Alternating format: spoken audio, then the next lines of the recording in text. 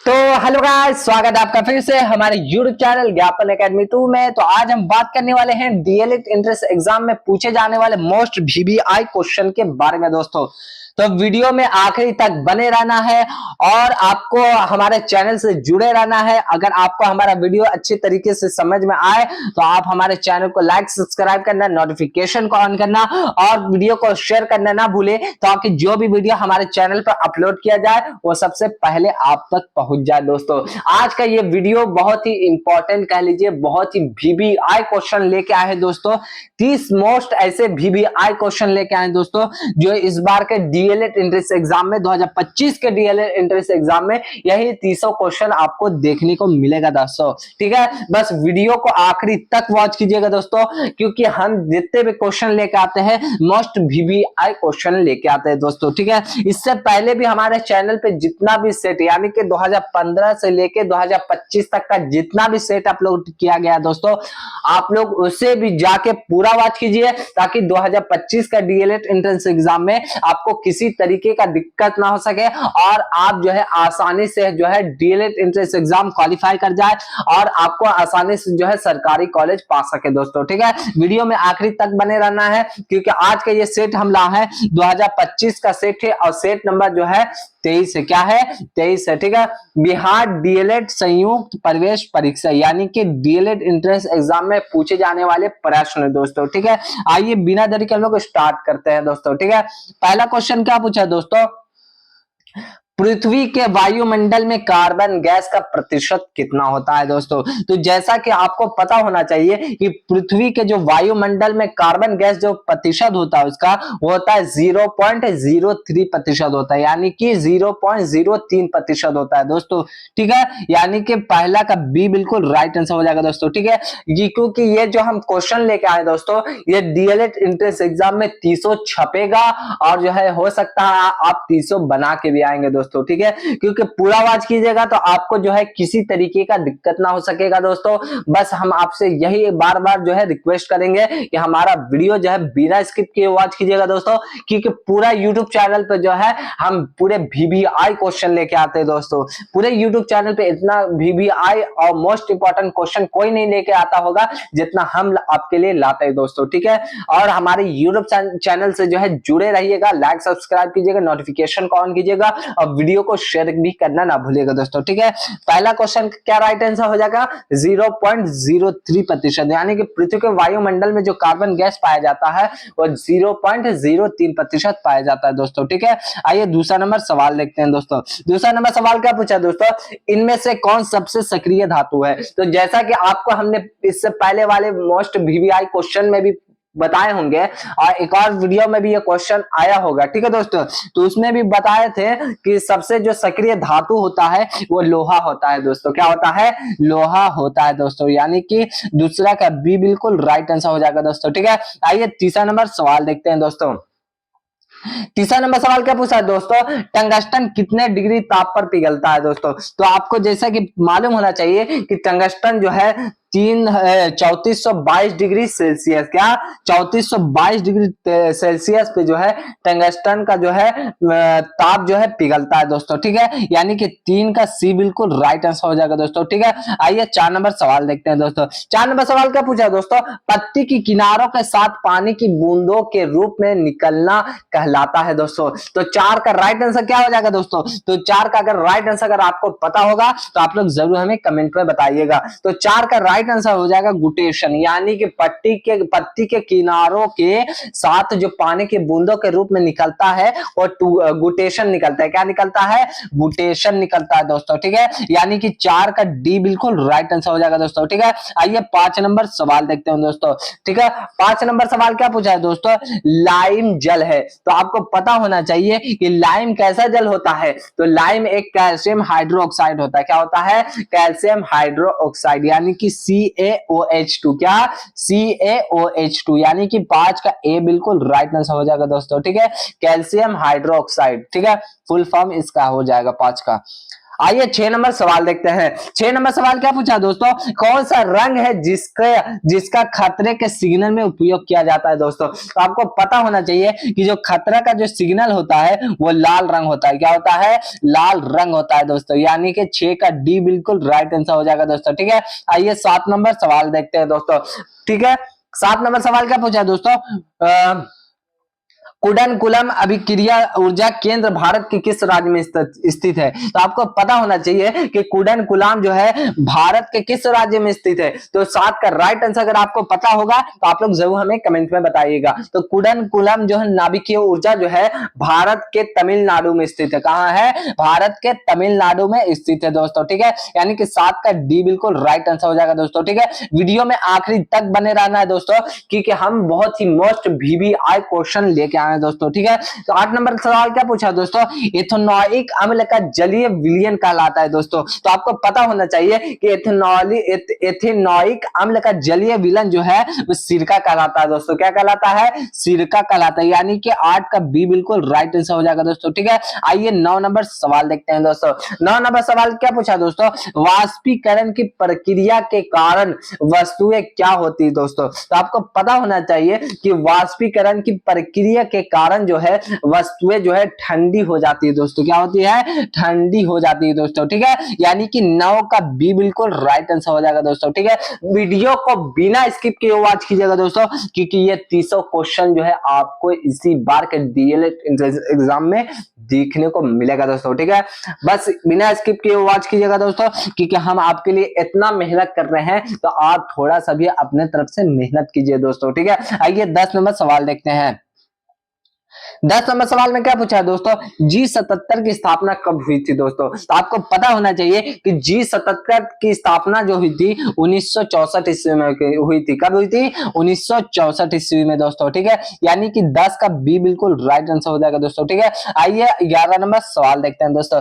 11 number सवाल क्या पूछा दोस्तों, निम्नलिखित में से कौन एक खाद्य फसल नहीं है दोस्तों। तो आपको पता होगा 11 का राइट आंसर, तो आप लोग जरूर हमें कमेंट में बताइएगा। तो कौन सा खाद्य फसल नहीं हो जाएगा दोस्तों, तो इसका राइट आंसर हो जाएगा ऑप्शन सी, यानी कि कपास एक ऐसा फसल है जिसमें खाद नहीं होता है दोस्तों। ठीक है, यानी कि 11 का सी बिल्कुल राइट आंसर हो जाएगा दोस्तों। ठीक है, आइए 12 नंबर सवाल देखते हैं दोस्तों। तो 12 नंबर सवाल क्या पूछा दोस्तों, निम्नलिखित में भारत के लिए कौन सा कथन सही है। तो आपको पता होना चाहिए कि कौन सा कथन सही हो जाएगा दोस्तों। तो 12 का राइट आंसर हो जाएगा ऑप्शन सी, यानी कि यहाँ धर्मनिरपेक्षता का सिद्धांत है दोस्तों, यानी कि सी बिल्कुल राइट आंसर हो जाएगा दोस्तों। ठीक है, सही कथन।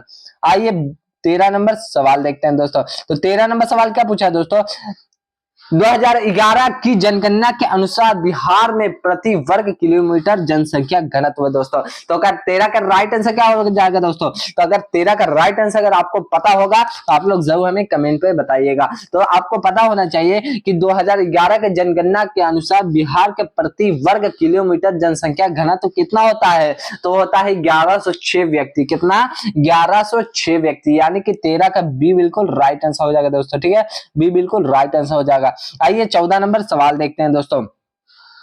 14 नंबर सवाल क्या पूछा दोस्तों, सर्वाधिक कम जनसंख्या भारत के किस राज्य में है। तो आपको पता होना चाहिए कि सबसे सर्वाधिक कम जनसंख्या भारत की जो है सिक्किम राज्य में। कहां है, सिक्किम राज्य में दोस्तों। ठीक है, यानी कि 14 का डी बिल्कुल राइट आंसर हो जाएगा दोस्तों। ठीक है, आइए 15 नंबर सवाल देखते हैं दोस्तों। 15 नंबर सवाल क्या पूछा दोस्तों, पंचायती राज का वर्णन संविधान के किस अनुच्छेद में किया गया था दोस्तों। तो आपको पता होना चाहिए कि पंचायती राज का वर्णन जो है संविधान के 40वें अनुच्छेद में किया गया था दोस्तों। ठीक है, यानी कि 15 का ए बिल्कुल राइट आंसर हो जाएगा दोस्तों। ठीक है, ए बिल्कुल राइट आंसर हो जाएगा। ठीक है, आइए 16 नंबर सवाल देखते हैं दोस्तों। तो 16 नंबर सवाल क्या पूछा दोस्तों, गंडक नदी को नेपाल में किस नाम से जाना जाता है दोस्तों। तो आपको पता होना चाहिए कि गंडक नदी जो है नेपाल में नारायणी के नाम से जाना जाता है दोस्तों। क्या, नारायणी के नाम से जाना जाता है दोस्तों। ठीक है, यानी कि 16 का ए बिल्कुल राइट आंसर हो जाएगा दोस्तों। ठीक है,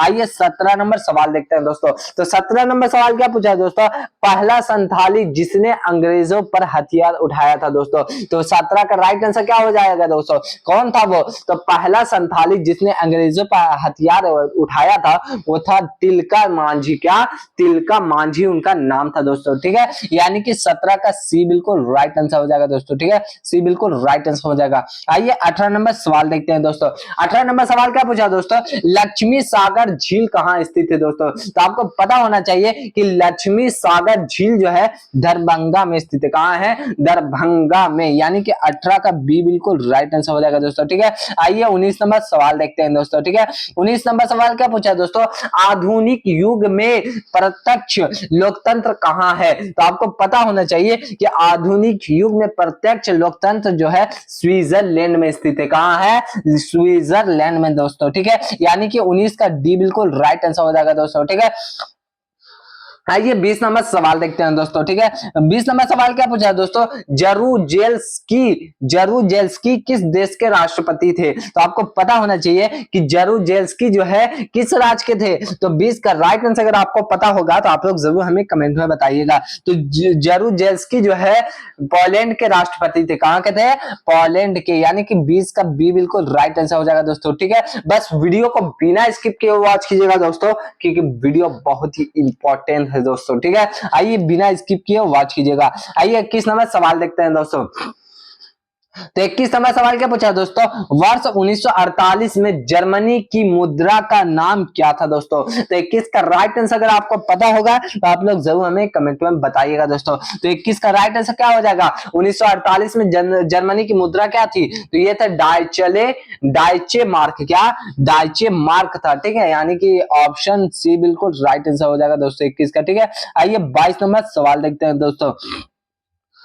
तो 22 नंबर सवाल क्या पूछा दोस्तों, समास के कितने भेद होते हैं। तो आपको पता होना चाहिए कि हमने पहले भी बताए थे कि समास के जो है 6 भेद होते हैं। कितने होते हैं, 6 भेद होते हैं दोस्तों, यानी कि 22 का डी बिल्कुल राइट आंसर हो जाएगा दोस्तों। ठीक है, आइए 23 नंबर सवाल देखते हैं दोस्तों।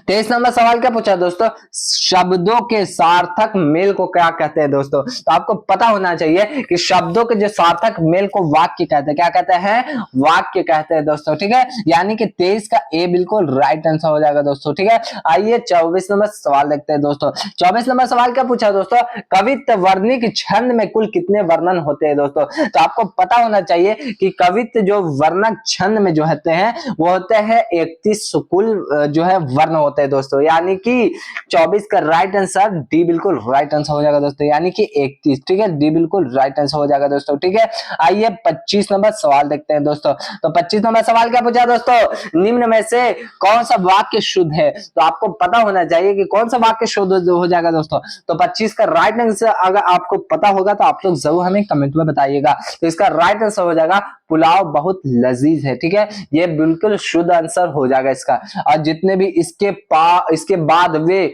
वापस लौट आए ये अशुद्ध हो जाएगा। ठीक है, राम ने श्याम पर कठोर जो है कुठाराघात लिया, ठीक है, किया, ये भी अशुद्ध हो जाएगा। इस समय उनकी आयु जो है 40 वर्ष की है, ये भी अशुद्ध हो जाएगी, यानी कि पुलाव बहुत लजीज, ये बिल्कुल राइट आंसर हो जाएगा दोस्तों। ठीक है, ये बिल्कुल राइट आंसर हो जाएगा। ठीक है, आइए 26 नंबर सवाल देखते हैं दोस्तों।